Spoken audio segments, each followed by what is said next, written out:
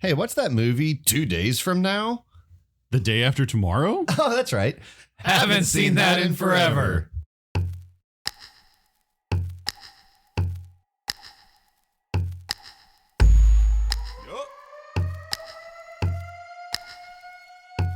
Do you like movies? Rep your whole crew, let Colin and Nels got some movie buff tunes. It came out in 97, didn't get any better. Well, let's check anyways, I haven't seen that in forever.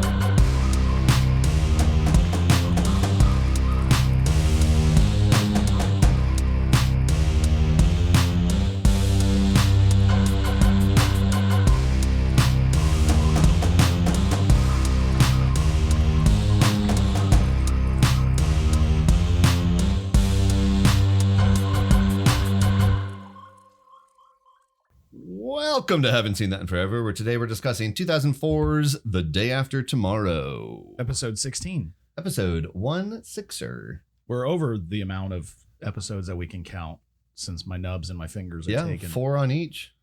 We're just done. We can't count anymore. We've got little chalk outlines on the wall. We're counting like we're days in a cave. That's the only way we're keeping track of it. We can make a 16-show tournament and have people decide which one is the best one. I think Definitely can be salt. I think the statistics that we can see could probably tell us which one's the favorite. And right now, the leader in the clubhouse is the Flintstones. Flintstones. And if I wanted to make the extra effort, I'd put in the sad Flintstones theme song right here, because I don't think that's our best episode. No, go hit us on our socials. It's out there still. Yeah. I mean, I enjoyed it. Oh, hey, who's yeah. this? Hi. Who's this? Hi, I'm Alex. I'm here for, I don't want to call it an expert opinion because under no circumstances should I be considered an expert in anything. Well, Alex Buck is joining us, and I would disagree with that because if you don't call him an expert, I would certainly call Ben, Nels, and I definitely the opposite of experts. We're the anti-experts. We were just talking for the show went on that Alex is an expert in Jake Gyllenhaal. Yes, That's what he's an expert in. that's what he said. We heard him say it. My wife is a Swiftie. I had to explain the 10-minute all too well to the guys. There's some beef there. So yeah, Jake Gyllenhaal, not my favorite part of this movie. To be fair, we may all have beef with this movie. He's not a friend of the pod. Well, I will say, We would still have him on. Yes, absolutely. let's just go ahead and get it out there.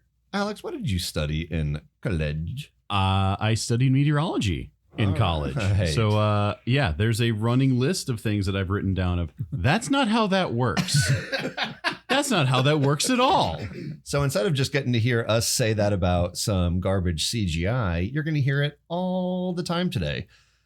But we are talking about The Day After Tomorrow. This is a Dennis Quaid, Jake Gyllenhaal, Emmy Rossum movie. It's directed by Roland Emmerich, who I am shocked hasn't before, but don't get me wrong, certainly will pop up again on this pod.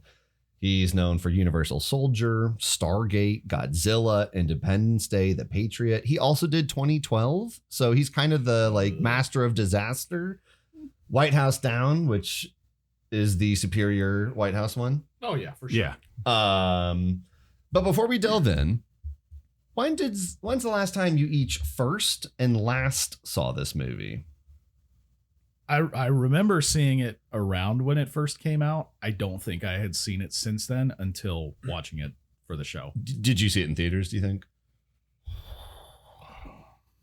Couldn't tell you. Okay. Probably. I did see this in theaters. This is a theater movie. This is a movie you go see in theaters specifically. So I definitely saw it in the theaters. I remember it. And I've probably seen it intermittently every 5-ish years since. I see it somewhere streaming and I'm like, hey, that movie was fun to watch. Yeah. So It is a popcorn flick. Was it?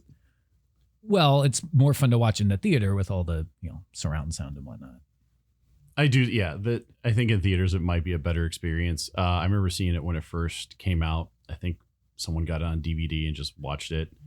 And then I was forced to watch it again for this thing. And I remember my perspective has changed. Had you seen it in between those two? I think maybe on TV, bits and pieces of it. And I'm like, that's not how that works. And then I turned it off and then I watched it again. And I'm like, oh, I now have to write down, that's not how that works. I feel like you're coming up with a good idea for another podcast we could do called That's Not How That Works, where we talk about things we know nothing about.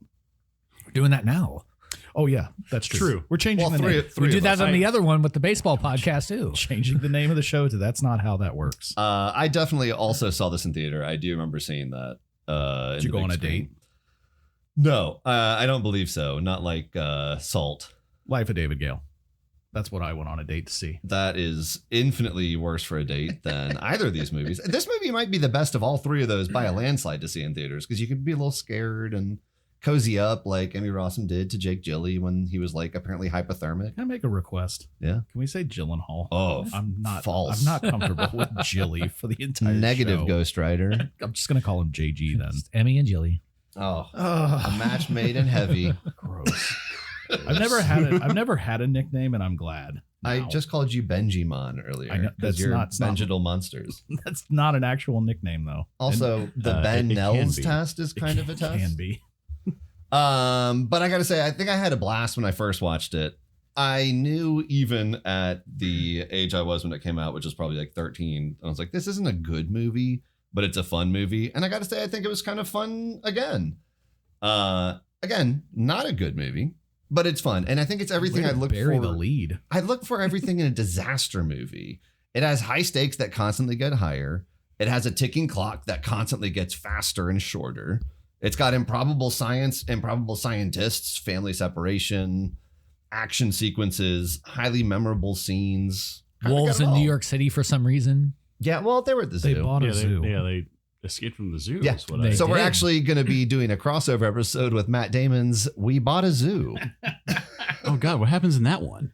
They buy a zoo. was- I think that's the whole thing. And then the wolves escape into New York City. So and then Alcatraz. it's no surprise. We've talked about it once or twice in the show, but we all live in the greater Minneapolis Twin City area. It gets pretty cold here. What's the coldest temperature that y'all have experienced? Do you mean actual air temperature or wind chill? And that's why we have him, folks. And go ahead, Alex. The answer is yes. I probably -60 wind chill. 60, yeah. Was that here? So hanging out with a bunch of weather nerds, there was a really, really, really cold night when I was in college, and we determined that if you rode a bike at a certain speed with the amount of air temperature there was, you would feel like it's -60. Y'all did like the math. Of course we did the math. I love it. I love it. I don't want to be on that show where we do the math. Yeah. It was -60. I wouldn't necessarily suggest doing it. Other fun cold facts. There's a -40 club because that's where Celsius and Fahrenheit cross over. And at the University of Fairbanks, Alaska Fairbanks, you sit on the bear In front of the sign, right? in front of the sign that Yeah, I've says seen that. -40. And then there's like just a running, like, okay, who can do it? Dress in You their do it in your underwear. swim trunks, underwear, whatever. And they like -40 club. And then they keep going down as the temperature drops. Spoiler, don't like spend a lot of time outside in your underwear, swim trunks when it's -60.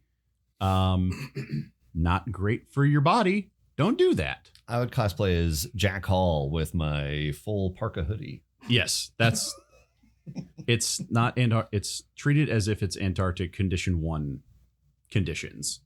I think the coldest I've experienced was at the Winter Classic in 22, I think it was, when it was like 35 real temp, -35 real temp, and then like -60 wind chill, something like that. It was very cold. Yeah. To the point that like people would go get a drink or a beer and it would freeze on the way back to their seats.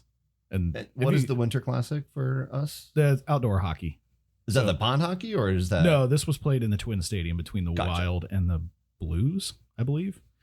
Every year around New Year's, they do it with two teams around the league. It's an outdoor hockey game, and a lot of times they put it in Florida, which is really stupid. But they put it here, and boy, they got their money's worth with cold weather. I did got to -30 wind chill last winter, I feel like, at some point. And that's probably it, since I'm from California. So That's my answer as well. That's the weekend that we moved here. last winter was the coldest day or two that it was here. To the point where when we were moving, we had 2 cars packed to the brim, as well as, I mean, you know, like a pod coming behind us. But when Jess took a big row of plants out of her car, it was probably a, not exaggerating or understating it, a 10-second like jog into the house, and they were all shocked. Which is a plant term that I learned because of this, where they nearly all died because of such an incredible temperature shift in that tiny slot. I thought you were just saying the plants got really surprised. They did. They all put their leaves on their cheeks like Kevin McAllister from Home Alone. Were they in the eye of the storm hurricane thing Yes. from the movie? The land- troposphere or the something. land hurricane? Yeah. Well, so as we're getting Alex close, would throw something at me right now if he could. No, just a face palm. And like, because yeah, the terminology, I'm like, I mean, technically kind of, but like, no, that's again, that's not how that works. so this is based on the 1999 book, The Coming Global Superstorm. It's a much worse name. The Day After Tomorrow isn't a good name, but it's A, I memorable, don't think it's that bad. and B, it's a way better title than The Coming Global Superstorm. Also made for a fun gag at the top of the show. What? in 2 days. Oh, that'd be Monday. Yes, Yes. because we're recording on Saturday For those of listening to, it'll be on probably Tuesday. Yeah. because we well, drop on Sundays. That's not how that works. What? I don't know. Okay, but the book basically was more analytical. It was focused on short fictional scenarios. It was kind of a what if, which is what you want out of a book like that. But have y'all read or watched World War Z? Yes. Yes. So have you read it as well? Yes. So No, the book World War Z, as Alex can attest to, is incredible and completely different from the movie. This is not quite that drastic, but it's in the same vein. The book, The Coming Global Superstorm, is a bunch of fictional scenarios where they're like, let's do a chapter on this area experiencing this superstorm. Let's experience a chapter on this area doing it. Similar to World War Z, where they're like, okay, if zombies took over, what would this outstation look like? And I loved that. Yeah, that's a fantastic. Did the World War Z book, was the guy played by Brad Pitt? There wasn't a guy. Yeah, That's Wow. the whole point. It's like an anthology. Whereas then in the movie, like this one, they're like, yeah, but what if we had heroes and the entire movie focused on them? Which, you know what? We've put this off long enough. Let's fire up our weather stations and radars and lidars. And Alex is already. There's soaked us balloons. up. I know Alex, there's balloons. Yeah, Alex, balloons in the air. yeah. let's inflate some weather balloons and dive into this bad Lick boy. our finger, put it in the air, and see how the Alex wind is blowing. Alex may walk off this show. I will never miss an opportunity to educate, because you're not approaching it from you're not approaching it from a negative headspace. You're like, oh, I would actually not mind learning, why this is the way that it is. Yes. And I would never fault anyone for it's the willful ignorance that I'm not a fan of, which none of you have, and I don't think our audience has. And I feel like there's a real want to learn. Yep. So There should be, at least. So we start off super strong, in my opinion. The first scene is the camera panning down what looks to be Hold on. Before we even get to the first scene, one of my favorite things in movies. No, because Colin has his "we have a movie" moments. Yes. One of my Treasure map. we have a movie moments is when they kind of mess with the studio logo and the way of the movie. Yep. that. And they have like the storm coming in over it was 20th Century Fox, right? 21st, yeah. Yeah. And it like the storm's coming in over it. That's when I'm like, oh, we got a movie. I love it when they do that.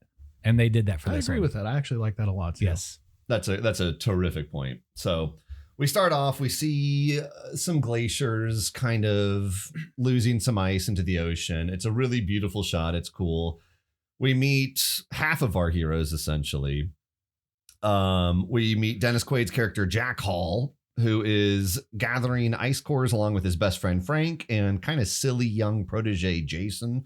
You let Jason operate the drill? They are paleoclimatologists doing research for the NOAA, that is the National Oceanic and Atmospheric Administration, who barely escape a glacier separating just directly right there at their campsite. we immediately see Jack Hall's kind of badass hero who can jump across to save the ice core samples that they're using. And thank God he does. Because then he immediately uses them to make a presentation at. Boom, we're transferred to New Delhi. Could you have made that jump?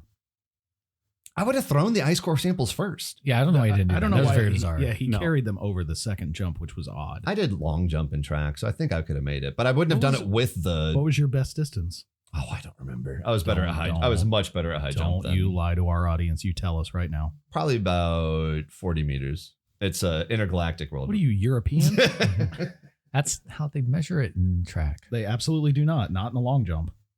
Yeah. No, they don't.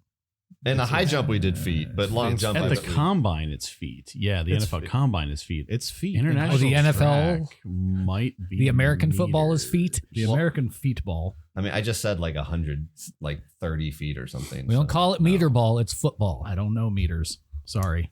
Educate me, Alex. It's a A little meter more. is roughly 3 feet. It's about like a yard. Like a yard. About a yard. About a yard. Well, Sorry. so we're at the UN conference on global warming in New Delhi. Probably the first time that most of us watching this in 2026 will have a pause because of the term global warming being so outdated. But this is where Jack kind of beefs with the vice president of the US, who plays the archetypical, I don't believe in science. Definitely guy. not Dick Cheney. It looks weirdly like I that. was about to say, he's kind of a dick, and I was going to make the joke that it was a little on the nose. We get all the classics from him. where Sorry. I stepped on your You joke. stole it right out from under me. He's like, this would cost the economy hundreds of millions of dollars, which is like, okay, so like not even one day of war. Like, Also true. We can have war, but not healthcare. It did have my favorite disaster movie trope, which is at the beginning of every disaster movie is a scientist being ignored. oh, first, I mean, yeah, it's a classic. Yeah. We just had one come out last year with Leonardo DiCaprio with Don't Look Up, and we've got that really quotable scene where he's like, the president is lying to you on TV. I think my favorite was 6 years ago with Fauci. Oh, the real life thing. Yeah, the real life of scientists being ignored. Yeah. I was unsure what joke you were making for a second. Is it a trope anymore if it's actually happening in real life? Well, we No still kidding. get the trope of, well, if it's global warming, why wouldn't things get warmer? Which I want to give Alex a soapbox for a second if he'd like to take it, because that is one of the dumbest things I've ever heard. Not okay. The correct term is generally climate change. Yes. Now, you'll notice that we've had a couple of colder winters. However, it's cold for us. Where the cold air is coming from, it's 20, 30 degrees warmer than it should be. The Arctic and Antarctic are warming so much faster than the rest of the planet. And I cannot stress how terrible that is for everyone involved. But like not us, right? Like 100 years, 200 years, 1,000 years. We don't care. They're calling it the 21st century crisis for a reason. Is it in a week, Oh, like in the movie? man. It's happening next week. Yeah, is it the day after tomorrow? The speed at which things occur, like I was sitting here just writing down like We'll get to it. We'll get to one of the big things that I had a really massive I problem think that's the reason that people like this movie is because it like made climate change a boogeyman that you can tangibly see, as opposed to like, hey, this thing will gradually happen. It will exponentially happen, but gradually still. That versus, hey, it's quite physically chasing you, but we'll get to that. Yeah. One other classic that we do get from them, I think, is I'm sorry, I already mentioned it, but like Jess, when I was watching this with her, said they should call it climate instability.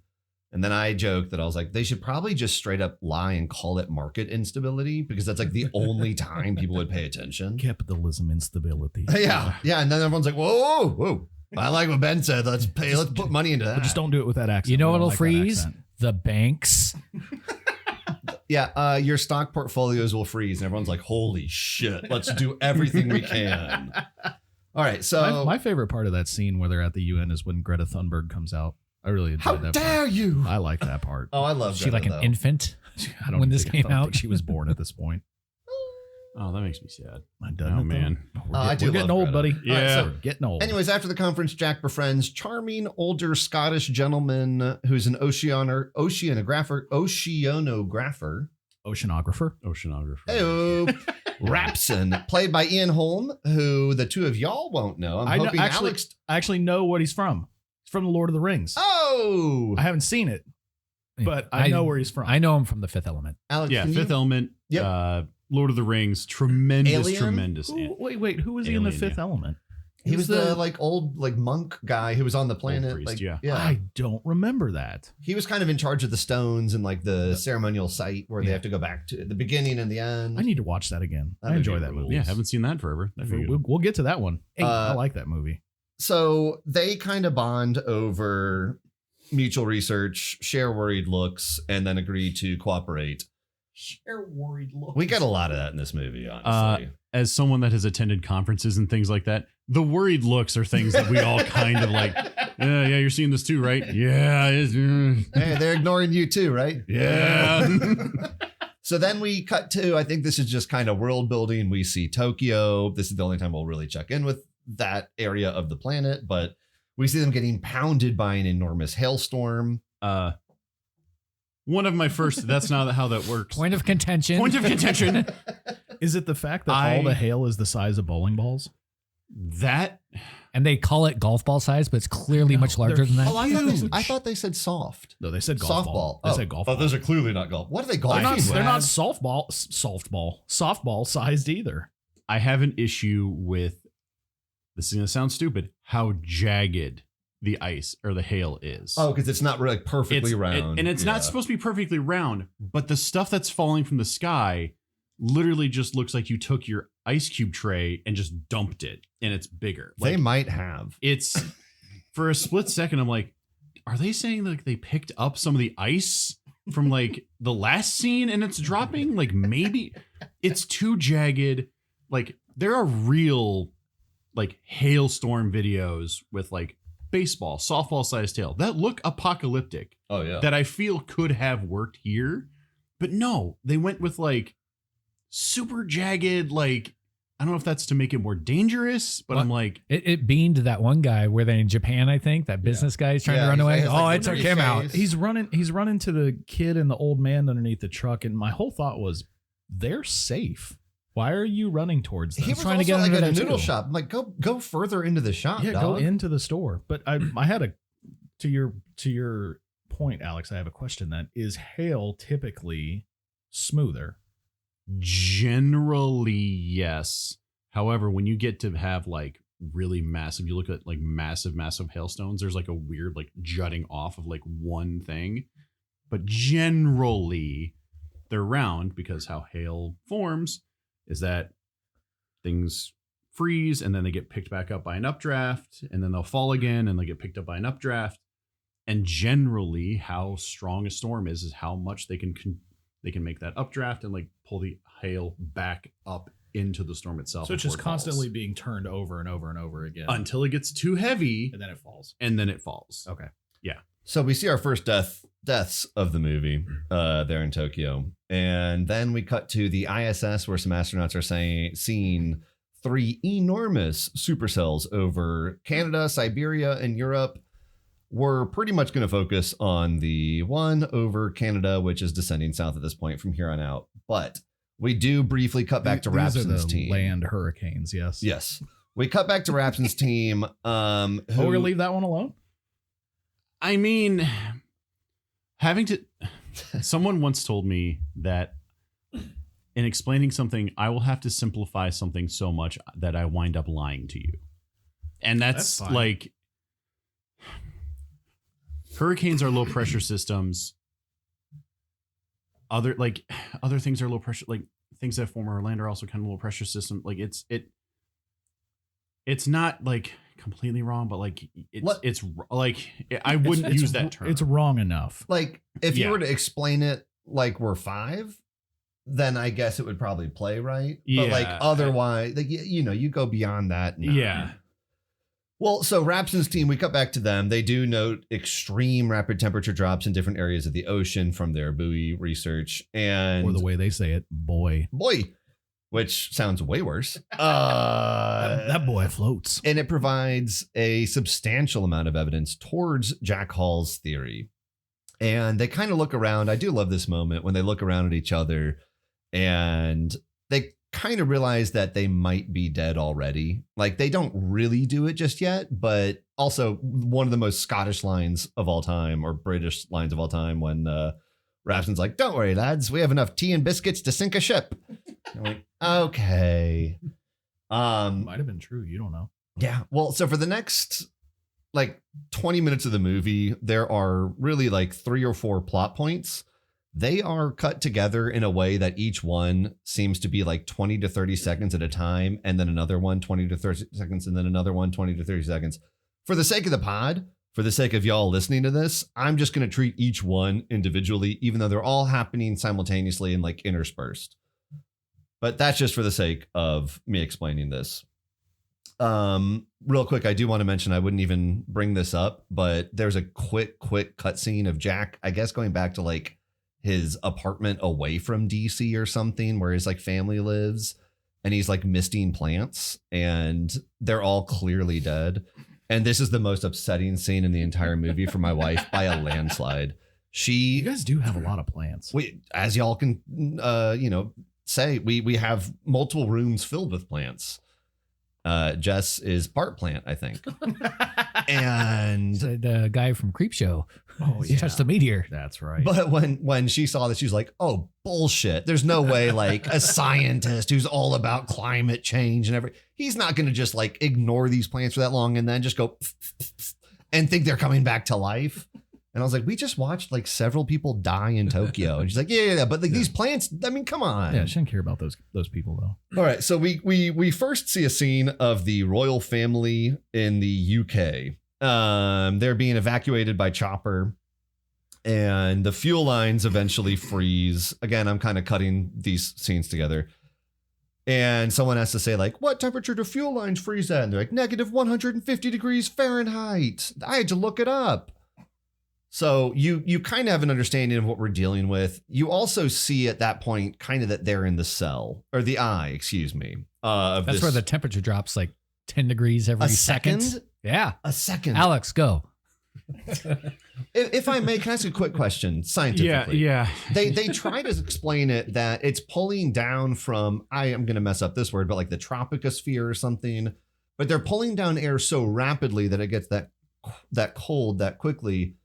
From my rudimentary understanding, wouldn't, as air condenses, it gets hotter like rapidly if it condenses that fast? If it condenses that rapidly, yeah, it would warm up. I do want to say microbursts and rapid temperature changes are not unheard of when it comes to weather. The thing that made me, when the guy opened up the side door of the helicopter And just and you froze. see him freeze. I love that. And I'm like, okay, so it's air, but it's not. And I did some of the math because it's me. In order for him to freeze that fast, it would have to be closer to absolute zero. Like, Which is negative 450 Fahrenheit. Good Lord. That Burr. how cold do you think like absolute zero is? Absolute zero is when all molecular like movement stops. I had no idea. Oh, okay. This is why I want you to teach me. It's my not a bad. temperature we have to worry about, so we don't pay It's attention not to it. It's I would have guessed somewhere in the 3s. yeah. The way he opens it up and then he's like talking and then like Sub-Zero from Mortal Kombat style. Yeah. Like Kyle Hill did a really good video on the Leviathan axe from God of War and how it freezes. And he's like, yeah, it would have to be close to absolute zero for this to like. At least in that game, though, it's magic. Yeah. Yeah, I accept that Kratos has a magic axe. Yeah. Here they're like, yeah, by the way, this guy freezes over like the course of 2 seconds. Yeah. Well- It's the speed at which things occur that I'm like, that's not how that works. That's not how that works like at all. And I was like, The I should shot really is write down awesome, that's though. not how that works. And I started writing down like, okay, the hail and ice in Japan, way too jagged. And I was like, we're just going to keep going. We're just going to keep going with all that's not how that So that works. guy, he obviously, I mean, he dies, but does he die like immediately, like just freeze and it's just everything shuts down? Or is he like So conscious for a he's- little while frozen, just like, well, this sucks. There's actually a sequel to this called Encino Man, where he is thawed out as a high school goofy. He's thought out 12 years earlier. It's just crazy how the sequel came out before this. They were very ahead of the time. But Encino Man, did Brendan Fraser? Yep. The storm blew him up into a wormhole and transported him back to 1992 Encino, California. We're no longer just doing We're off. weather. We're the doing rails. like astrophysical, theoretical science. Next week we're doing Time Cop. Oh, that movie rules though. Eh. JCVD, Muscles from Brussels. That movie's awesome. JCVD. I've never heard him called that. Oh, really? I have. Really? Yeah. That's like his documentary, isn't it? Yeah. Isn't it called that? Oh, I'm not going to watch his documentary. No. You have to watch the documentary because I'm very popular at the time. I have gym. I sell vitamins. It's the worst God. Brussels accent ever. Well, I'm not doing Brussels. I'm doing JCVD. All right. So, anyways, Jack is dropping off his son Sam, played by the ever incredibly charismatic and attractive, in my opinion, Jake Gyllenhaal, at the airport to go to New York for an academic decathlon, along with his teammates and the rest of our heroes, Emmy Rossum as Laura and R.J. Smith as Brian. They get there basically. I'm skipping through some dull parts. I like the point on the plane, I guess, where they're freaking out about Sam's freaking out about turbulence, and like Emmy Rossum kind of like grabs his hand, or vice versa. Then they get to the decathlon. Brian immediately establishes himself as the cool guy by saying, "Look at all these nerds! Like, what are you doing here, dog? Look at all these nerds. Look at all these nerds!" Simultaneously, several tornadoes are developing over the greater LA area. They completely devastate stuff. We get dramatic shots of a reporter getting taken out by a billboard. That was fun. Oh, that thing just wiped him out straight up. I think all the tornado shots from a special effects perspective, I think they look fantastic. I think that reporter was For a 2004 movie? Jennifer Aniston's kind of over the top boss from Office Space, the flare guy. Oh, Was it maybe, really? Maybe. I think He's so. definitely been in other stuff. I Yeah. recognize the I actor. didn't recognize him. No. I know in who you're the- talking not in about. the I don't think that's immediacy, not but- him. Is it not him? No, that's Alex has some things to say. Oh, please. I think the LA tornadoes is what it made me the most mad Aw. out of this entire movie. Is it because you liked It's- that reporter? Is You it didn't because want it to see carved die? out a building in a perfect tornado shape? It's the lack of warning. It was the fact that like there's no like I'm like one of the person manages the National Weather Service like I think we need to issue a tornado warning. You have verified tornado on the ground. You don't ask, you just issue. Like why would you call your manager if you're looking at it? it at that point I it's more of think an FYI. There's a fire in there. Can I go get the extinguisher? Yeah. There's also like there was no mesoscale discussion from the SPC. Like there's no Storm Prediction Center. There's no like discussion of like, hey, I think Cape is kind of high today. Like that's actually like a thing we should keep an eye out for. I asked you this before the movie or before the pod we started recording too. Is that the worst weather station manager ever? In the fact that he slept through 3 tornadoes developing, touching down, wreaking havoc, and then had to be called like 6 times before he's like, what? And then he's like, don't worry, I'll drive my Porsche through the tornadoes, kind of dodging the tornadoes to get to the weather station. No one. You are allowed time off from the National Weather Service. Obviously, it's just like any other job. And if you're working like a second shift or like overnights, like then I could understand. But it was the person that was in the National Weather Service itself that was like, oh, these things are popping up out of nowhere. Like these things can have little warning, but it's not like it is a nice clear day. You know, all of And our then a tornado just makes a left onto your street. yeah, it like. And Like how different readings done. I was just like, there was nothing. Like there was no like. haven't we talked about this recently also where now in today's day and age the response is lessened due to the current administration? And we hate the administration on the show. We fully say it. Well, how quickly can you draw a Sharpie on the map? That's only for hurricanes. Not land hurricanes. No, not land hurricanes. That's ridiculous. So we've talked about that, right? Is this something that in today's day and age could be closer to happening? Not that it would. Not that it would. There obviously were cuts with Doge and things to the National Weather Service, NOAA, National Oceanic and Atmospheric Administration. They are trying to shut down the National Center for Atmospheric Research.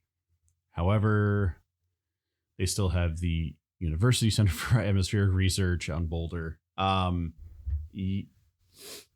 There are fewer people due to like, hey, take that early retirement. And like, I have heard of different places, putting up fewer weather balloons just because they have fewer people to do it, or they don't have it. It just because they're getting the positions are getting slashed. Positions are either getting slashed, which I have also heard that after another event that like, oh, hiring freeze is lifted because they got on his good side. And I'm like, hey, a win is a win.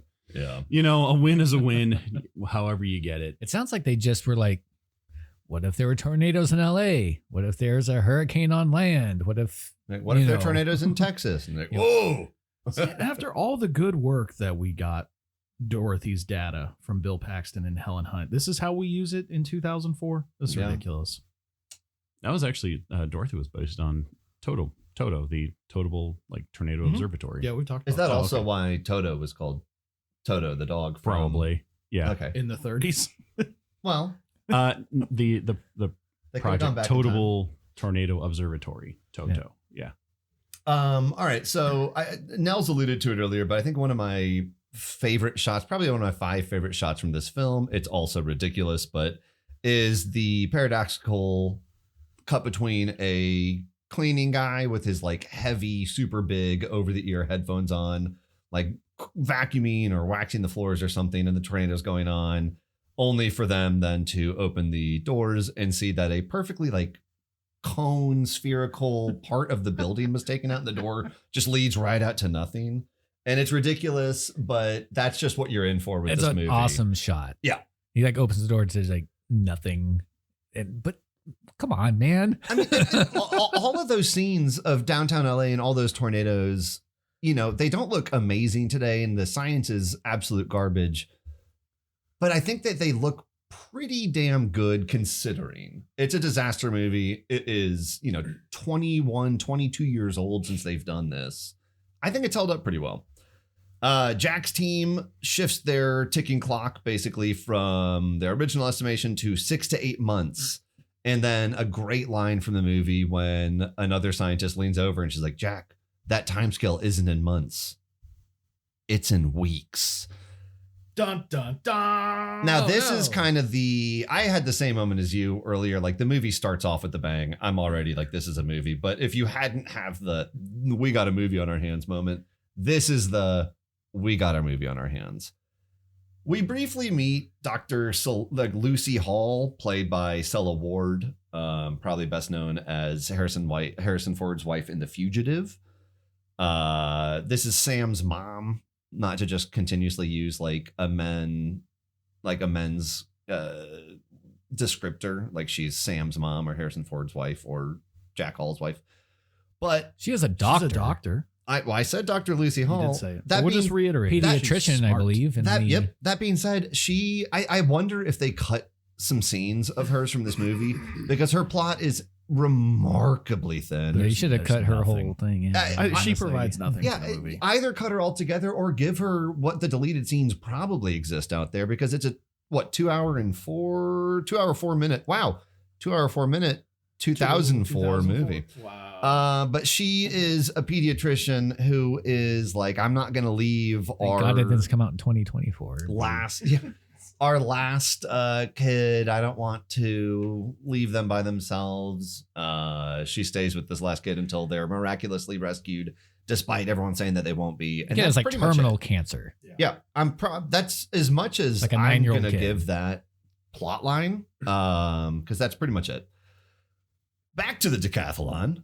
After a great first day, the team meets basically just rich kid JD. Just insert general douchebag. I guess he turned out to be okay, which is Yeah, he did. I was honestly Not when they first made him. no, but I was disappointed that he turned out to be okay. I thought he's going to be a foil. Yeah. No, he's just kind of Is that a there. wrestling term? No, You'd say heel. heel. Yeah. Oh, sorry. He's a student at the host school, which looks to be like Taft or something, if I had to guess. I'm pretty sure it's Hogwarts. He invites them to his dad's penthouse, And to he's stay there. sweet on Laura. Then he's really going after Laura. I mean, got to be honest, I don't blame the guy there. Oh. And then Jake Gyllenhaal. There you go. I gave him one, folks. He is sitting there and he's like kind of like, oh no, I'm too quiet, and he's shy, which thank God they removed that from his character pretty quickly because it's a weird part that's unnecessary. The power goes out of the penthouse. The entire New York City power grid goes out. All of Manhattan, all of New York City is stranded at this point. So they take to the streets. They say, we're going to get to the train. We're going to take the train home back to DC. Everything's flooded. They can't do that. They get out of their taxi. They realize we got to get to somewhere safe. Real quick, does the train run on like a different kind of power? I've never been to New York. I'm pretty positive that's I've- also on the power grid. Yeah. I've taken the train into New York from Connecticut, and I would assume it's electric. It would have to be. It's not gas. It's not steam. It's not solar. It's battery powered. They just push it really fast. That's not how that works. Put it Yeah, neutral and push. So we get our second, neutral. we get our, I guess, third, with the hail being one, tornadoes two. We get our third real big disaster scene shot of the movie. This is the one I think actually looks the worst from just purely an aesthetic standpoint. The tidal wave that is there, they talk about it's been raining for 3 days, and then out of nowhere, a tsunami slams into Manhattan. I disagree. I love the shot. Yeah. You get your stereotypical engulfing Lady Liberty. I love that. Yeah. Yeah. All the widescape scenes and shots are really well done. Yeah. Yeah, the Statue of Liberty storm surge.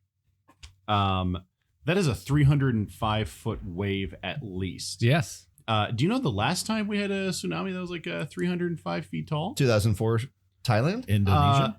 No, that would be the Yucatan asteroid.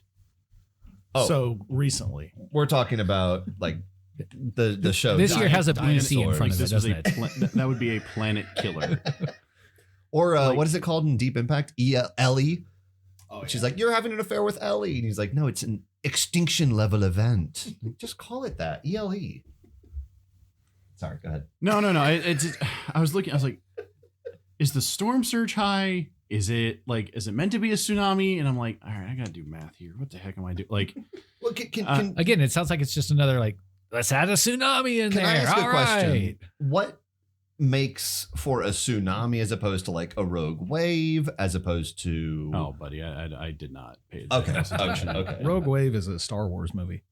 Yeah, well, that's actually maybe their best Star Wars movie. Yep. Rogue Wave, episode 11. I actually liked Rogue One. I love And love Andor. and Yeah. Andor and Rogue One are the best projects since the original. They made a whole movie out of that opening crawl from the original Star Wars. That's amazing. And it was good. That movie rocks. Yeah. Yeah. I got us off track again. I apologize. No. Just I will preface this that when I was working at the weather station, we covered Hurricane Sandy as it made landfall 4 separate times, I think is what it eventually wound up. They said it did. And I just started having like these flashbacks to the scenes that we had to we put on air and the different things that were like, oh, that's the battery and that's flooded. Yeah, I know it's weird how life imitates art there. Taking out the 305-foot Statue of Liberty wave.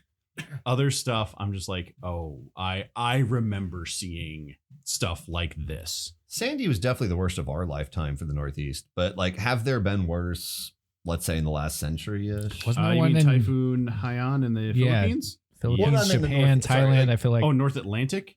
Or Here in the States, particularly like the Northeast, where like the concentration of population is the highest in the country. I mean, Katrina obviously was bad. The 2005 hurricane season was bad. I wasn't obviously old enough to really cover it, Sure. but 2005 was bad. 2012 wasn't great either, but that was when Sandy hit. I think when it was Hurricane Isaac. And I'm trying to think back to like hurricane seasons years ago, but What was the one that hit Houston like in the Harvey, that's Harvey, and Harvey was bad because it just sat. It wasn't like it wasn't particularly like bad when it came to like wind. I mean, obviously it was a hurricane, but the amount of moisture that it just carried with it, again, due to climate change. I think I've mentioned this to you in the past that this has been called the steroid era of meteorology. Oh. Bring it back to the baseball podcast. And it's not like saying, oh, this is definitely causing, this storm to be worse. This one's like, if they're all roided up, you're going to hit more home runs. I'm not saying every time they come to bat, they're hitting a home run, but there's a reason that Mark statistically, there's a reason Mark McGwire went from looking kind of lanky to, hey dude, you okay? Like, it's, Harvey was the one that sat over Houston and just dropped rain. So listeners, if you ever hear like, oh, by the way, there's a tropical storm Mark or tropical storm Barry approaching, take for the hills. Yeah. Don't try to wait it out. Although I understand that people on the coast have a different way of looking at things. How many Midwestern dads have we seen where there's severe weather and like, I'm going to go out on the porch. Oh yeah. And just look at it. My grandpapa's lived on the coast of Florida for I don't know how many decades, and he's never once done anything. He'll just like close his shutters. Not even like during Andrew? No, he'll just close he has storm shutters, and he's on like the 3rd floor, so it's not even like. Oh. I mean, he's technically on the intercoastal, but you can see the ocean from his place, and he just refuses because Jessica grew up in North Carolina, has been going to Charleston most of her life, and she doesn't see hurricanes as a big deal. People are different there. But she calls them water tornadoes, right? I'm sorry? No, she doesn't. No, she doesn't. I'm sorry? She calls them aguanados. Aguanate. Coming this fall to Sci-Fi Network. It's the follow-up to Sharknado. All right, so basically, and back on track. We're going to shoot forward. So the tidal wave comes through. It's crashing through cars, buses, everything, destroying downtown. It's flooding downtown.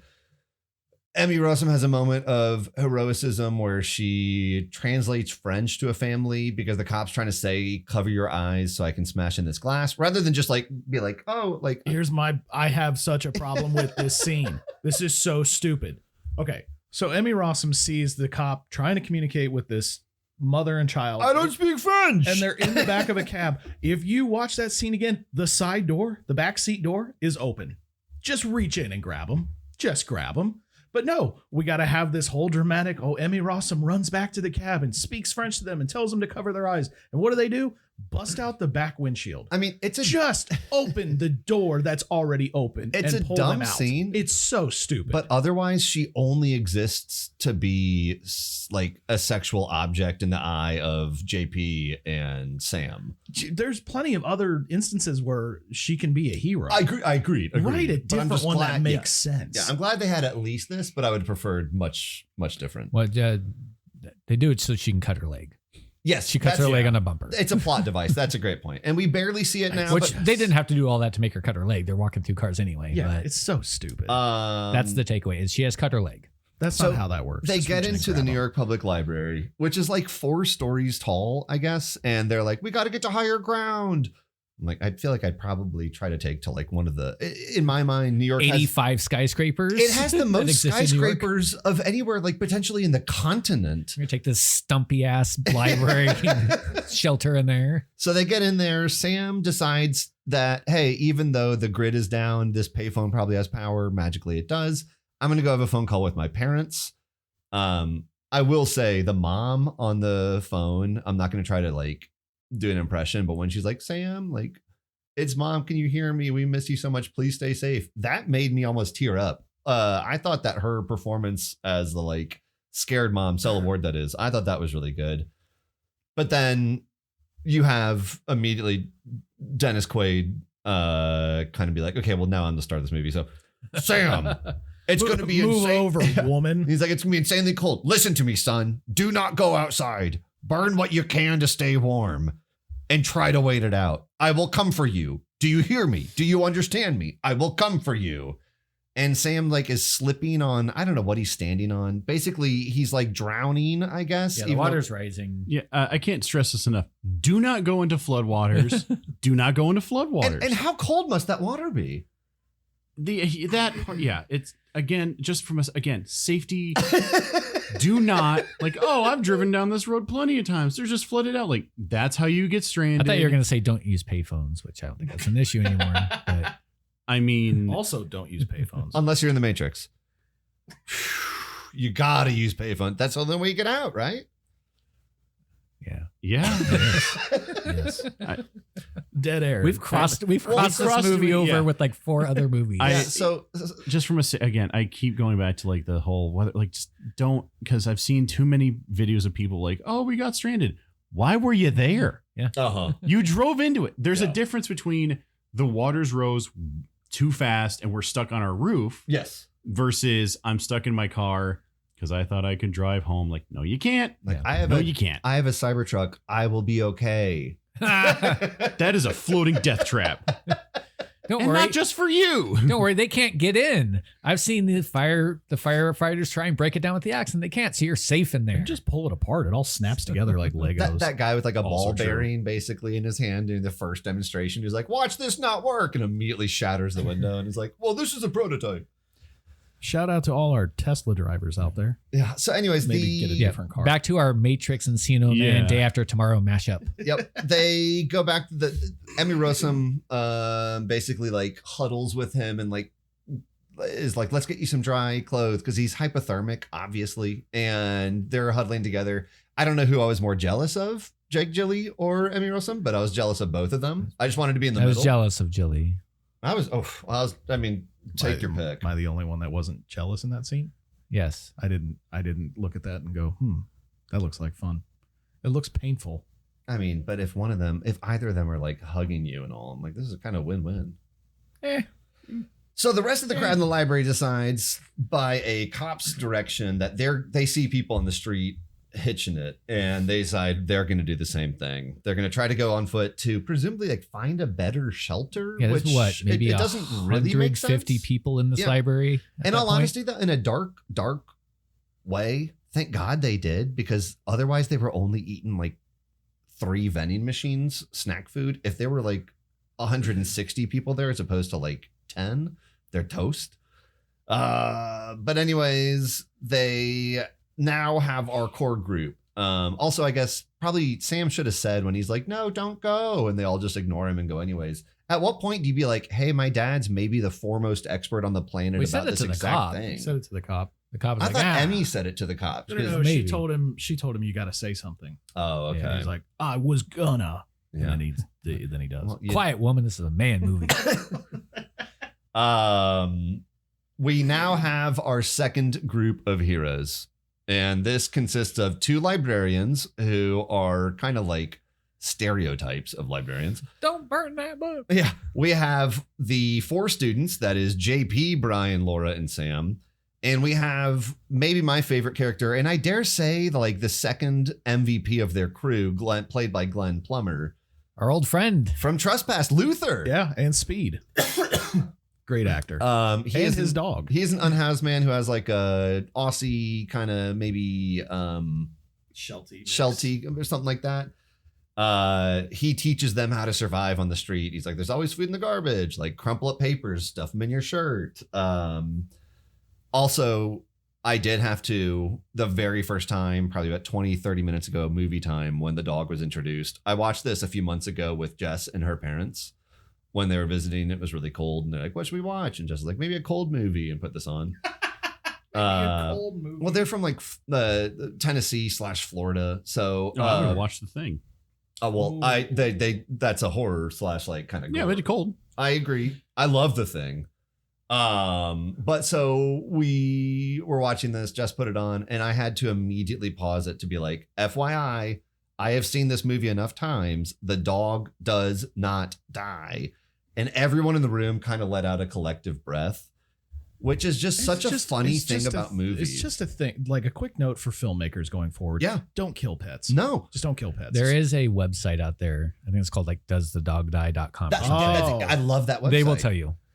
They bring up almost every phobia. I'm going to pause every movie from now on and go to that website. Yeah, they have other things other than dogs too. Like, are there spiders in this movie? Are like, there, does a kid get like separated? Yeah, is there Is sexual there assaults in this movie? Tryctophobia? I don't care if the kid gets separated. Just don't kill the dog. But like, no, to that, when I brought it up during the Blair Witch, when I took philosophy of film, we identified like via countless articles, it's a pretty well-known hierarchy of what the audience cares about the most.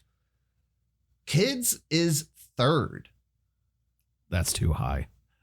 Puppies is 1, kittens 2, then kids, then dogs, then cats, then humans. I would personally re-rank that as puppies, kittens, dogs. The only movie ever that I've been able to tolerate a dog dying in, John Wick. John Wick. It's the only one. Because there's such it's a revenge Because like you kill my dog, I'm killing you. oh, and not just you, I will kill. I'll kill everyone you've ever met. You know how I knew the dog wouldn't die? Remember Independence Day, another Roland Emmerich movie? Oh yeah, Where the dog's like jumping through the traffic right when the In, like, the explosion's coming tunnel? through. Yeah. And they like somehow managed to survive even though the door stays open. That's And he- actually this dog's brother. Wasn't that like a chocolate lab? It was a golden retriever. Yeah. This is a bad joke. Wow. Well, sorry, Unknown That's for the those. least believable thing you found so far is these dogs can't be related. they start gathering books for the fire because they have a massive wood burning fire. Thank God. This is where a lot of people like to criticize the movie, saying there's all this wood furniture around. To me, that's not as big of a deal because clearly that wood furniture has like a thick lacquer on it. And I feel like I would rather burn books than be like poisoned. That being said, they don't have any organization of like, and anytime I go camping, I want small kindling, medium kindling, large kindling, small wood, medium wood, large wood, logs. I break down everything to begin with. I don't know why their group was just like, we'll just throw whole books completely closed on the fire and expect it to catch. That's the only issue I have with it. It's one of the funnier parts of the movie, though, when the librarians are like, can't burn that. That's a classic. And That's they, Nietzsche. Yeah, Yeah. you can't burn Nietzsche.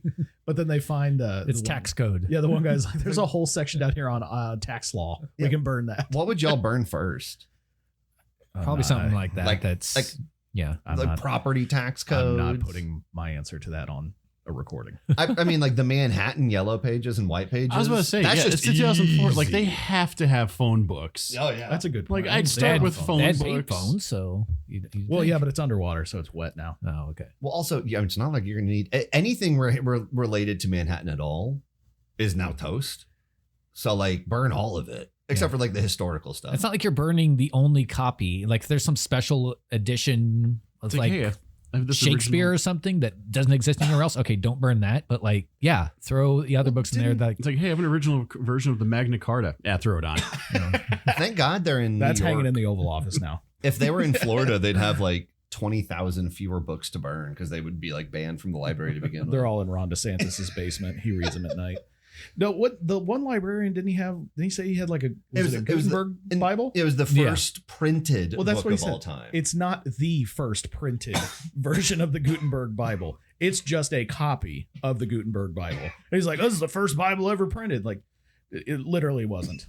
If it were, then we would be doing a lot worse. I think Colin's dying. yes.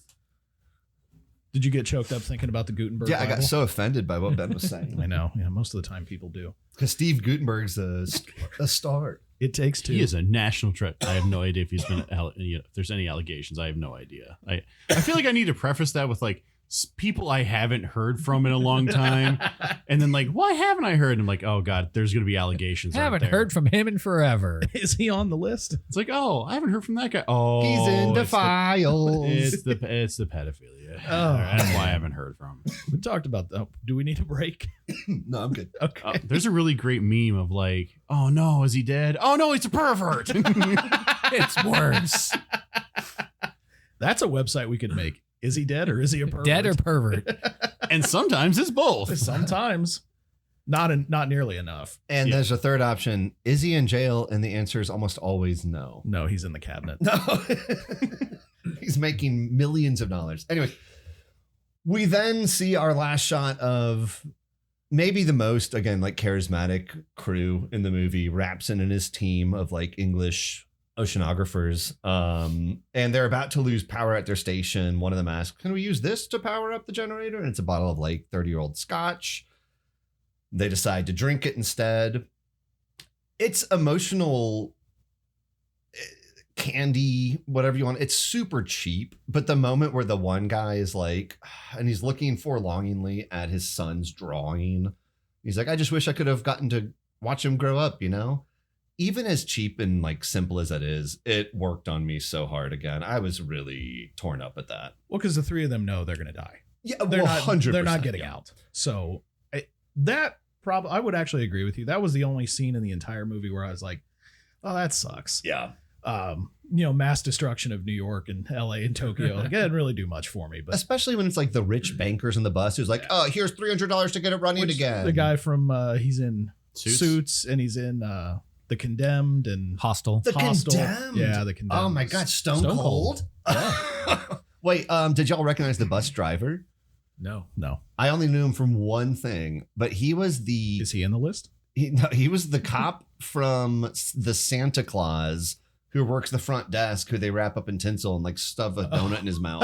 You know that scene? That's the same cop as the bus driver. That's funny. A weird note. Do you think that's worse to know like your impending death is potentially hours away? Yeah. Well, he just looked in his rearview mirror and saw that. No, not wave. that. The three guys, the Scottish guy and the guy At the with weather kid. station. Yes. Do you think that's worse than anything else? I think it's especially because you're going to just freeze to death. Yeah, it's not going to be quick. Well, they were sipping the scotch too. I'd be freaking throwing it back. I'm not a Scotch guy. I'm not You're just either, going to but, get like, blackout drunk and that'll be the end of it? Yeah, I mean, like I'd much rather that. They have no Pass out. communication. They might get there. You pass out and go to sleep and just don't wake up. Yeah. At that point. Yeah. I mean, like the what was it, like the head baker of the Titanic survived because he was so incredibly wasted. Sure. Y'all don't know that What, story? he was so I drunk have he was not heard he was that story. buoyant? What? Yeah, the head baker, just maybe didn't the head burp. chef or something like that. God, it's been forever since I've read this, but basically he started getting like super hammered after he threw a bunch of furniture off. He threw some people into lifeboats. He was a real hero. And then he went back and like told all of his people to like flee.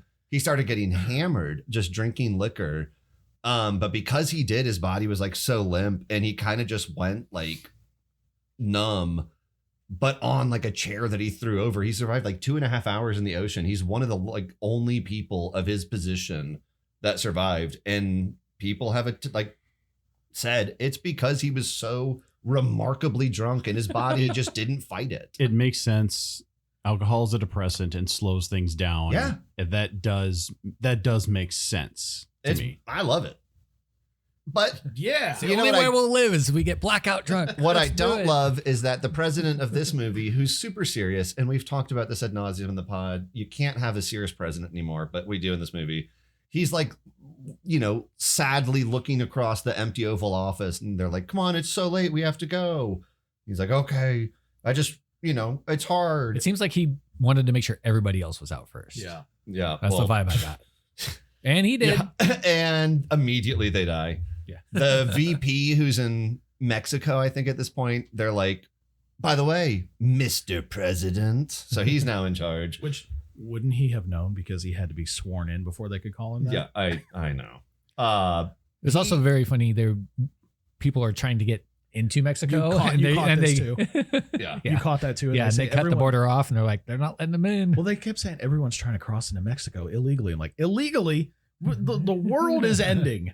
Who cares about laws? I mean, it's a little on the nose, but I think that was intentional. Yeah. No, it does. They mentioned it in the movie, like the complete reversal of Yeah. regular immigration. So They're the breaking through the fences and crossing the Rio Grande now. he takes Jack's advice and uses a random line kind of drawn across the U.S. to say everyone below that evacuate, everyone above it It wasn't is random. stay in place. Well, he just drew it though. It was the 40th parallel. I know, but he just drew it. He wasn't like perfect doing it. Yeah, good point. Yeah. But what's the 40? What's the parallel? No, the 40th parallel, like the 40th like latitude. Oh, okay. The line down the map. Well, I know. I was just asking him to explain it. Oh. Yeah, it's like Yeah. Because it runs parallel. That's Yeah. the 40th one. I dare say that some people in Minnesota would probably be like, it'll be all right. Oh, for sure. I've seen the number worse. of the number of Minnesotans. I would even argue Canadians. Yeah. I would argue the Canadians that are like, hey, bitch, you, eh? Yeah. Like, we'll save that for when we do They're Strange Brew. Good hockey, though, eh? They're going ice fishing. Yeah. A lot of them are, especially up north. It's a little deeper than used to be, A little but This ice is thick. so after that, Jack, Jason, and Frank set off to rescue / provide aid, I guess, and supplies to Sam and the crew at the library. I was always like, what are they going to do? But I guess he had some sort of global GPS phone or something he could call. So I think if doing some work for the movie, it's twofold. I don't agree with this, but if I had to try to like explain it, they're bringing supplies because they have a full car packed in the back. And then they also have that massive sled, like stuffed to the gills that Frank is dragging behind him. They lose it. So spoiler, but they're bringing aid, but We're spoiling the whole movie. but more so, Jack is going there and he's the first one to report back to the president and everybody like there are survivors, send evac. He's also ignoring his own advice. Don't go outside, you'll die. But I'm going to go outside and walk to New York Yes. somehow. Well, I think he looks kind of badass in the little parka. I think I would look like an idiot, but like with his goggles and like the mask and the parka, honestly, Dennis Quaid, I don't like you as a human being, but like, hey, thought you looked pretty good there. He's got a nice balaclava, Yeah. not a baklava, as I used to say. That's different. Yeah. That's very different. Just put a dessert on your face. Or eat a mask. Yeah, I personally don't get this arc. No, it's just dramatic. But this is the family reconnecting part of most disaster films that I think you kind of need to a degree. So they drive most of the way. They make it through Philadelphia, a little bit past it. I guess about 2/3 of the way. I tried to look it on the map. It looks like it would take them maybe like another day and a half to hike after they crash, which I guess given the conditions would make it a 2 to 3 day trek, which kind of checks out. But they eventually get off on foot. They cannot see anything below them because there is, I don't know how many hundreds of feet of snow. It's very thin snow, as we find out. Yeah. And poor Frank is the last in the team of 3. They're all tethered together as you would if you're like doing a climb. They're walking on a mall of some sort in a glass ceiling. He breaks, falls through. The sled is weighing him down. He cuts that off. It's a very tense scene. It doesn't really play to me. I don't know about y'all. Out of all the forced dramatizations in this movie, I think this one played the most. I felt like it was unnecessary. And it's also a character that we didn't really have, in my opinion, that much of a connection No, we with. had more with He's Jason the than him. announcer in Angels in the Outfield. I was just gonna say that. How do you not have an emotional connection to him? He's Branch Rickey. Well, he isn't any longer because no, Frank, no, cuts the rope. And then we get your slow motion falling scene that we've discussed in 3 different but episodes. it's not good. No, It's we don't even not see good. it. It's No, a and terrible scene. It's not even like traditional slow motion. It's like kind of shutter speed Mm-hmm. where it looks almost blurry when he falls. But we only get like 2 seconds of him falling and you don't even see what happens. We don't have to obviously see him splat, but In high school, I was, 3 of us were the co-presidents of the Cinemagic Club, where we just made like short movies and sketches. we're going to need copies of those. And this looks like something that we would have done, but like, I dare say we would have done it jokingly as bad. And I think that in like, hey, we have like a $250 million budget. You're like, oh no. There are stunt guys out there that'll do that for like $100,000. Yeah. For a day or two. Yeah. So now we go back to the group. Laura is not doing so hot. We learned that cut that Nels alluded to earlier is actually now infected and she has developed sepsis, apparently. Luckily, which no doctor has confirmed. They read it in a book. Great. Books are for more than just burning.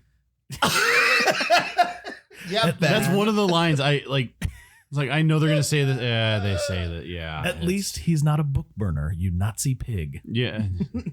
Field of Dreams. No? Okay.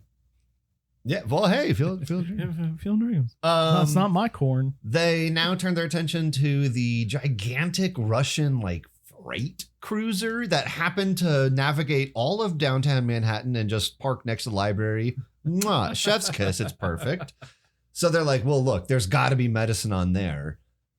They decide to track out on foot to go get it. And this is where we have JP, Brian, and Sam as our three strapping young lads going to go get the medicine. Really quickly on the giant ship that floats up the street. I last time I was in New York, I don't remember the streets of New York narrowing at any point, just out of randomness. So the fact that it went all the way down the street, all the buildings are clearly set far enough back from the street, and the street is the same width the whole way until it gets right next to the library. And then it's like, oh, I hit two buildings and now I'm stuck. I think it got that bus stuck hit under the bus. Yeah, underneath. But it also scrapes those two buildings on the side and it stops. But it doesn't hit the library or the other building across the street from the library. Well, it's just kind of silly. You know what does hit the library is some CGI wolves. And those weren't real. Twilight dunks on this movie with their CGI wolves. I actually did write down Twilight-esque. Yeah! Wolves. Like, you just see the eyes, too, and I'm like, I don't think that's, I know not my area of expertise, but I'm like, I'm not 1,000% sure that's how that works. So they escaped from the zoo by, chewing through their cage. And the only thing I thought of during that scene was never done before. That's apparently. exactly what I thought. Why did they choose now to do it? The zoo I didn't even want to talk about because I hate that scene so much because I don't give a shit about how many humans die in this movie. All the animals being trapped in cages and being flooded and frozen. Yeah.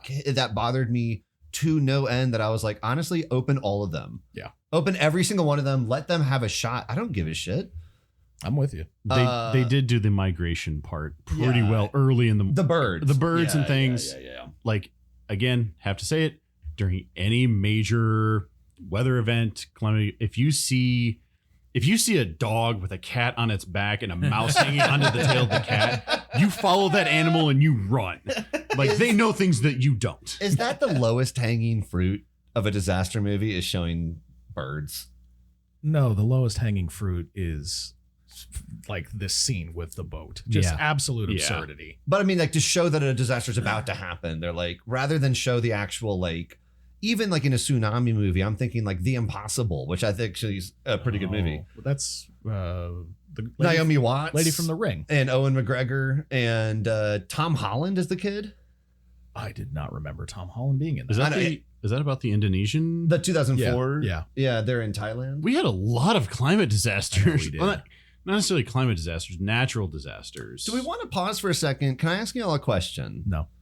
Because the plot of this is so gripping. I know, viewers, you're going to be so sad. I said no. Well, what makes a movie a, quote, disaster movie? And I have a theory. To me, I think that the plot has to be the disaster and or the disaster outcome, but you still have to have the disaster in there.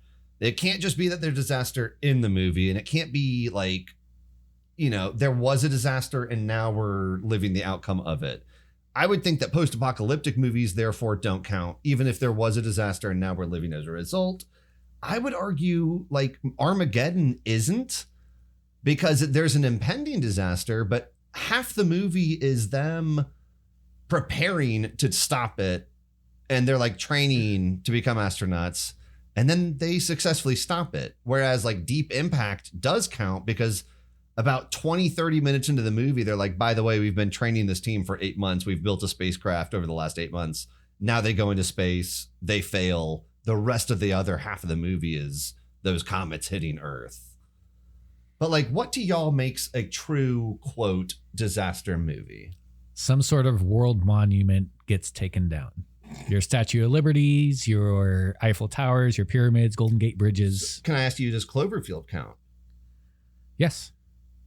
Would that be a monster movie or a disaster movie, or can it be both? It's both. You can have hybrid movies. Because I think I even get a little bit more granular with it versus natural disaster versus man-made disaster. I like that. Where something like the HBO miniseries Chernobyl is a disaster, completely man-made disaster, but then technically you could consider this to be man-made disaster, but it's not really. Like the core, that movie, man-made disaster. Yeah, with Hilary Swank. Mm-hmm. Yeah. Because there is that small subset of movies where it's like, oh, massive disaster, and we caused it. Yeah. Things like the Poseidon Adventure would be considered disaster. The remake too with Kurt Russell. Just Poseidon. Yeah. I 2012. Obviously, the same director. Yeah, but that movie is a disaster, not just the. Heyo. We brought up Dante's Peak and Volcano a couple weeks ago, or a couple episodes ago.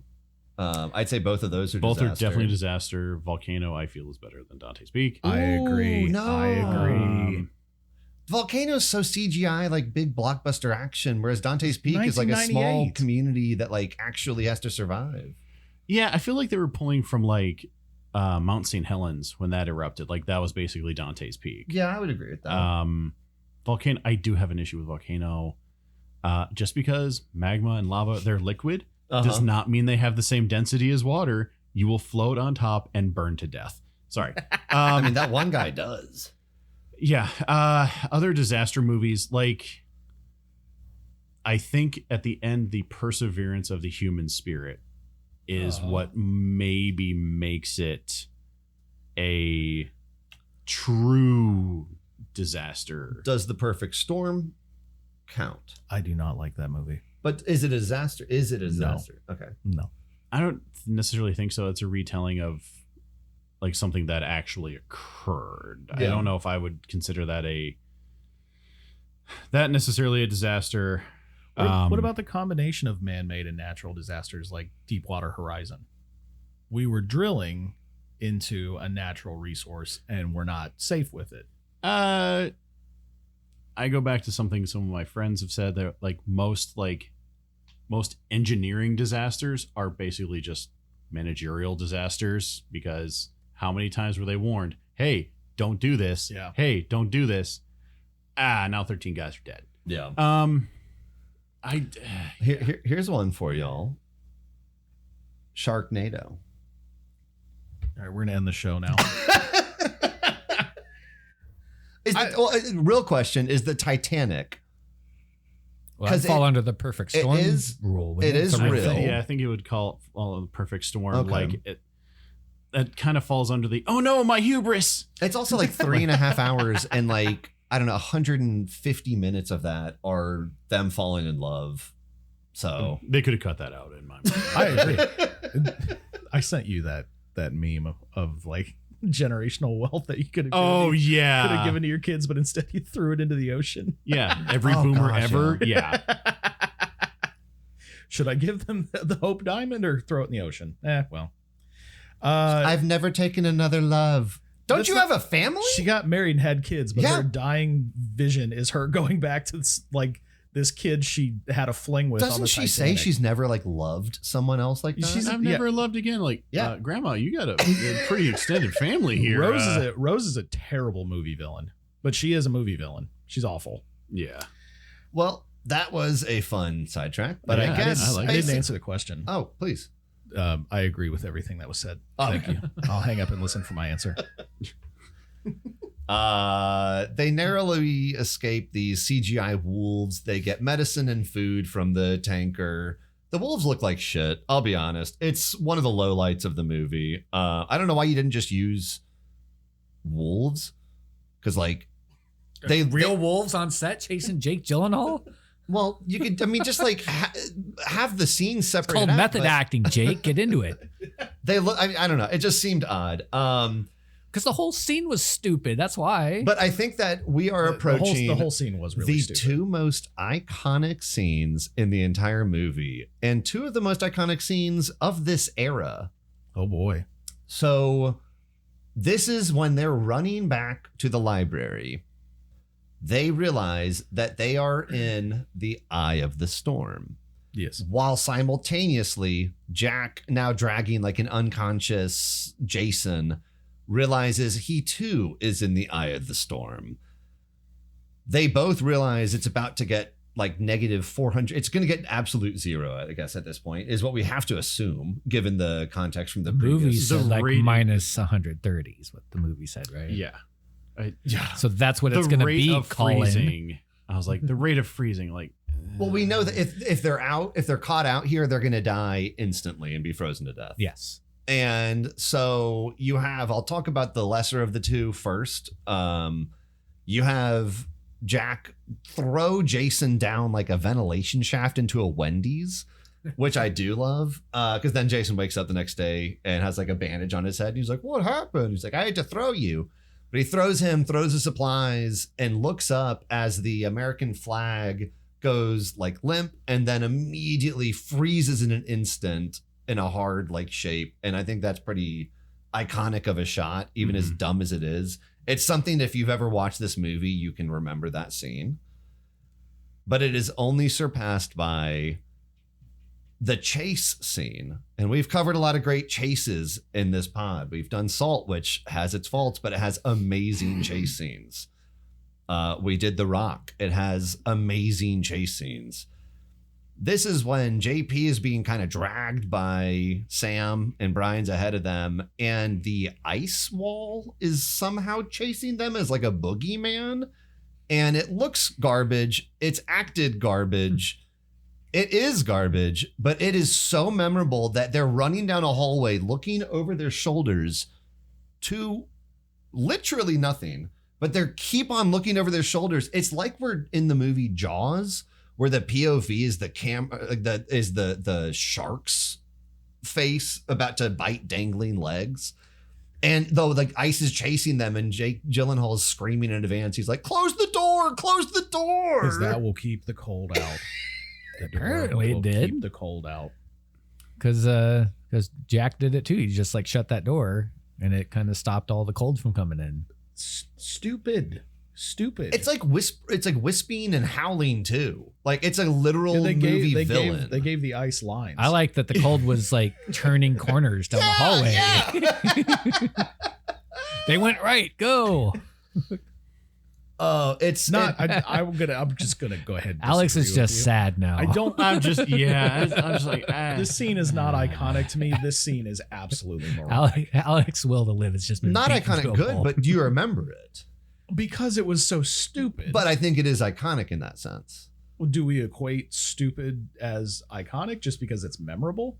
I think it's iconic because it's iconic even if it's stupid. It doesn't have to be good to be iconic. That's fair, I guess. But it's an insane scene that like it's been clowned on for decades. Rightfully so. Yeah, absolutely. South Park did a really good parody. Yeah, if I remember right. Yeah. It's like the day before, the day after tomorrow. Yeah. That's tomorrow. Oh my God. And it's also like sunny outside. There's like bunnies jogging by them. And he's like, the first sign of hypothermia is when you feel hot. They're sweating. One guy passes out because he's sweating so much. Oh, that's so good. Oh man. Are we near the end of this movie? Yeah, so we're basically wrapped up. They find the kids. They all survive. Well, I mean, despite probably, I don't know, hundreds of millions of people dying. Other than that, they survive. The good guys survive. They discover the group who's asleep and no one's tending to the fire, which seemed insane to me that you don't have someone on fire duty. Jack reports back to the president, who orders evac efforts. We then see a bunch of people on rooftops throughout downtown New York City. He gives a speech about survival. It's not memorable. It's kind of surface level. The ISS astronauts then try to have like a happy ending where they're like, have you ever seen the weather so clear? and they're like stepping over corpses to like get to the helicopters. Europe is frozen from the Arctic to the Bosphorus. Like, oh, it's so clear. I'm like, millions of people are dead. I mean, probably at least 1 billion people are dead on the planet at this point. And the U.S. only has the Bible Belt left. Oh, That's it's it. our best. And the Gutenberg Bible. Yes. Basically, we just move on to, hey, we reset, everything go back to normal. It's another generation's problem. And that is our movie. Woof. So we've discussed some of the, and I'm going to use massive quotation marks of this, the science of it. We've discussed some of the trailer moments. We've discussed some of the iconic moments. We've also discussed some of the trailer trash moments of it. That's nicely put. All that being said, it did super well in theaters. It made over $500 million. I mean, I gave money to it in theaters. It sounds like at least one of y'all did. Gave money to it in some way. It's probably consistently, it seems like it's in the 4 to 7 range out of 10, like on most scales from all different critics to audiences. Like most disaster movies, it seems like the audience likes it a lot more than the critics do, which is not to be like, that's not a surprise. Like Arnold movies are the same way. It's more fun to watch them than it is to like actually talk about them from a critic's perspective. But that being said, the more important question is, how did it do with y'all? What are your overall thoughts on 2004's Day After Tomorrow? Would you recommend it to someone who thinks, haven't seen that in forever? Finally, how would you rate this on a scale of 1 to 5 Russian penicillin bottles? Who wants to go first? No. Oh my gosh! I was about to be so impressed. No, I guess 2 Russian penicillin bottles out of 5 jagged hailstones. This is where it falls into like, hey, if it's on TV and you're stuck somewhere without reception, just put it on. Sure. I don't know if I would go necessarily back out of my way to view it again. So yeah, 2 out of 5. Are there other pieces of the quote unquote science that you didn't get to that you want to talk about? Let me see my notes. You took a lot of notes and you are the experts. I want to make sure we give you I would like to point out I am not an expert in any way. You're the expert on shape, this panel. Compared to Jack Hall, even who's supposed to be an expert in the movie, I dare say you are. Yeah, CGI wolves don't hold up. Twilight-esque. We're hitting all they the were classics. talking like it's like pulling air from the troposphere, and it's like that's all weather. I don't know if you guys need. I was like looking at some of the big low pressures, like that's not how bombogenesis works at all. Yeah, hey, we covered most of the science things that I was really more. I was like, these things just chap me. So like I'm glad we talked about it. So thank you for giving me this this platform, this little Absolutely. I guess I'll go next. This, and I was looking back at some of the other movies because I had this thought.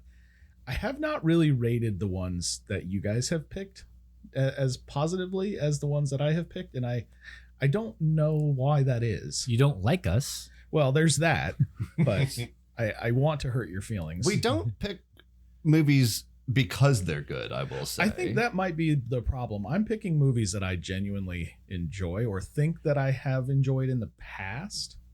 We don't exclusively pick them because they're good. Right. And you guys are being a little less selective and picking stuff that you genuinely just haven't seen in forever or haven't seen, ever. Period. Yeah. With that being said, this movie is absolute garbage. I hated almost everything about it, with the exception of 2 things: Glenn Plummer and Emmy Rossum. Mm-hmm. Those are the only 2 redeeming characters in this movie. The only 2 characters I cared if they lived or died. Jake Gyllenhaal is such a whiner in this movie, and I don't think that he has a lot of character development when it comes to what he's bringing to the table. He's just a whiner, and there's this like I think we hit on it briefly, but this overall idea that he's into Emmy Rossum and that's kind of like his onus of his character. I'm sorry, I don't care who you're with. When the world is ending and we're going into a new ice age, I don't care who you are. I'm not thinking about dating you or being romantic. And that arc never really left, which I thought was really stupid. Dennis Quaid is ironic to look at this character and this performance. You like his politics, just not his acting, right? You're a big fan of him as a person. You don't like his movies. Given what we know about him today, it is ironic that he was in this role in 2004, because I think today he would tell you climate change and global warming are not real things, and that windmills cause cancer and kill whales. I just didn't like anything about this. It's unrealistic. Even for someone who knows very little about meteorology and weather science, I knew most of this wasn't realistic. I didn't know nearly the science behind it or what everything was called or why it happens, but it felt very unrealistic, at least to a novice. This movie just trash from start to finish. I hated every minute of it. I'm going to give it a 0.25 out of 1. It starts 1 to 5. Giving it a 0.25 out of 5 Russian pill bottles. I do not recommend anybody see this. And if I have my way, I will never see it again. I'm going to be a little nicer than that. My biggest issue with this movie is all the forced dramatization. Cella Ward's entire character thing could have just been cut. Mm-hmm. The wolf / Laura has blood poisoning thing was stupid and could have been cut. If they wanted drama, like they set it up with the rich kid, and there could have been conflict there. And they like set it up and made it look like there's going to be conflict with the rich kid and Jake he's Gyllenhaal's like trying character. to rescue his brother. I thought that was a good plot line. Yeah. And they dropped that. They dropped the conflict. He's just there the rest of the movie. There could have been conflict with the group in the library of, hey, things are going bad here. Why'd you make us stay here? Tell us to stay here. Could have left with the other group. That never happened. That could have been better conflict than the wolves or the blood poisoning nonsense. So if you cut some of that out and if you changed some of those storylines and that conflict, this would have been much better. With that said. But they didn't. No, they didn't. So, but it's a disaster movie. And that's not what you watch a disaster movie for. You're not watching for the character development. You're not watching for any of that. You're watching to see shit get destroyed. Hey, look what happened in this movie. Shit gets destroyed. If you're going to watch it, don't watch it on like your laptop or your tablet. If you have a good home theater set up, watch it there, full surround sound. Try and get the best theater experience you can. I don't see this one being like a re-release anniversary thing anytime soon. So that's the best you're going to get. If you have that ability to watch it that way, I would watch it that way. Otherwise, you can probably pass on it. I will still give it 3.5 penicillin bottles. I think if you can Russian penicillin bottles, I think it's enjoyable to watch. It was Russian penicillin. I'm going to go back 0.25 Russian penicillin bottles. It's enjoyable to watch if you have the right setup to watch it. I agree with a lot of those points. I think this is a terrific guilty pleasure movie. As I mentioned at the very beginning of this episode, it's not a good movie, but is it a fun movie? Sure. Odd. It's got amazing visuals that I think have lived up for the most part pretty well. We talked about the bad ones, but we talked about how there are a lot more good. I think it's a ton of fun. It has a lot of memorable characters and scenes. It's filled to the brim with tropes, and I think that's what you want out of a disaster movie. You want it to be cheesy. You want it to be kind of goofy. Normally, I think these movies have either too much drama or too much action. My main thing about this one is that I didn't think it had enough of either. I think that the dramatization for, like, as you just said, Nels, like this Cella Ward's character, that whole scene, all of that could have been removed. I could have used more of Emmy Rossum's relationship with Jake Gyllenhaal. If they played that out a little bit more, I might have cared about it. As it was, they just did they did a lot of things, only a little bit. And I would have liked either more things that were fun and not those, or those things, but more. I don't like sappy disaster movies, but I could have used a little bit. It was just bland at times. I think that with a 2 hour and 4 minute runtime, you gotta spike up some of those scenes. That being said, if you haven't seen this in forever, absolutely 100% recommend you throw it on. It is a popcorn flick. I think it's fun to have on in the background. It's a disaster movie. You know what you're getting into. I give The Day After Tomorrow 3 out of 5 Russian penicillin bottles. Thank you to Alex Buck for being our second guest star co-host on the pod. Yeah. Thanks for listening. You want to plug your book? No, not for this thing. No, that is Not on this episode. I don't want these people reading it. Follow us on socials at HStiffPod. That's HSTIF Pod. Tell us how wrong or right we are. Make a request. And thanks for listening. We also have a brand new original song that we're going to drop at the end of this episode, so stick around for it. Let us know what you think. The ice, it's coming. Yep. Wolves. Bye. Wolves.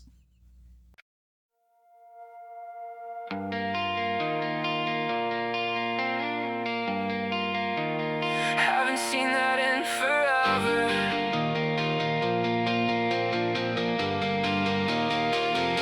Scrolling through Netflix for the 100th damn night.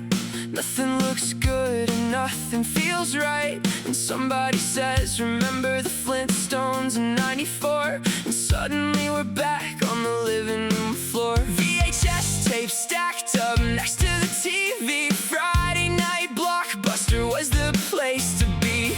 Now we're watching old movies through a nostalgic haze, trying to remember why we thought Pauly Shore was great.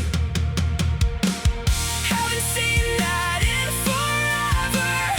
Thought I left it in the past. Now we're quoting every line like we never lost the cast. Some movies age like fine red wines and crash and burn, whatever.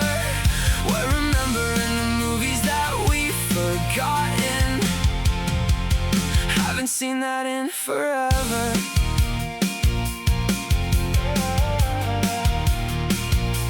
We got Nick Cage stealing rockets from Alcatraz, Sandra Bullock driving buses way too fast. The soundtrack's louder than the dialogue again, and somehow every hero was an unemployed man. The fashion's awful, the CGI's rough.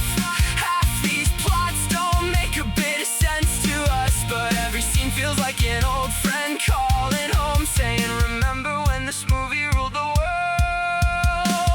Haven't seen that in forever. Thought I left it in the past. Now we're quoting every line like we never lost the cast. Some movies age like fine red wines and crash and burn, whatever. We're remembering the movies that we've forgotten. Haven't seen that in forever. Haven't seen that in forever. Maybe it wasn't about the movie at all. Maybe it